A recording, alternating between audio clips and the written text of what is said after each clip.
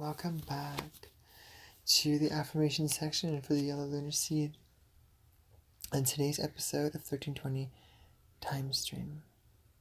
Okay, so let's get right into it. I polarize in order to target, and that's very much like kind of taking that which is a singularity or energies which are very together and separating them, bringing them into their primal poles. So in that polarization, there's kind of like an elucidation or kind of like a hinting at a distance, right? A separation identity.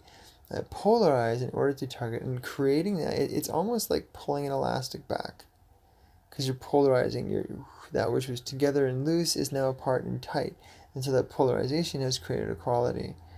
In this case, the simple act of the polarizing, whatever is polarizing, that's what inspires a targeting or like a focusing in on something, which is the essence of the seed.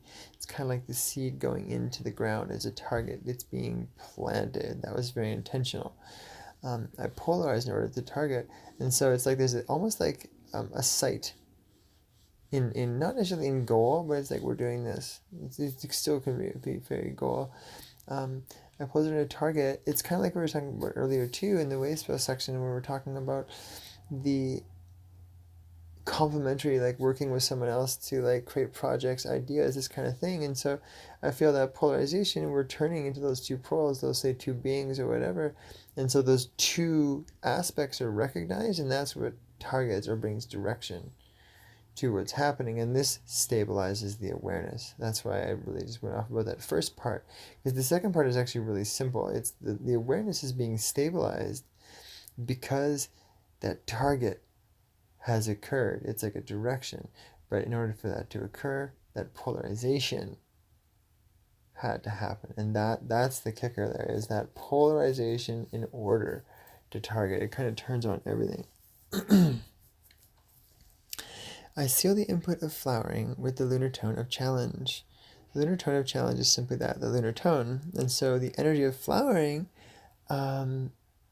is like saying that this whole stabilized awareness, boom, as you overcome and meet the challenges therein, flowering will occur, almost like the lunar tone of challenge inspires those flowers to grow, which is like within the field of that polarization, which has a direction in that stabilized awareness. And the input of that flowering is activated, or the process is sealed, or the input is sealed by the lunar tone of challenge. I'm guided power of intelligence, which is the warrior. And so the warrior will be really ushering us in a way of asking questions and embracing our intelligence to guide this. And so I feel it is a deep wisdom actually there, as the seed, which also represents ideas, is being guided by the warrior, which can be intelligence and fearlessness in the aspect of questions. And so the warrior is like really inspiring us to look into those places that we don't know. And if we're creating a plan or creating an event or whatever, and this is really good to have, because that warrior is it's helping you make the right choices. It's helping you ask the right questions, so that the seed, the ideas that are in that shell, can spool out and begin growing, right? I am guided by the power of intelligence, and I am a galactic activation portal. Enter me. We are one of the 52 green galactic activation portal days in the Tzolk'in, and those are inherently part of a larger genetic holographic matrix portal network, which only you can truly discover what that is every day. There's no way I can really talk about it. The other thing you can do is go into that portal in your own ways, make that recognition that, oh wow, like I'm already in there, or make a conscious action to go and participate with that portal in the way that feels activating and good to you.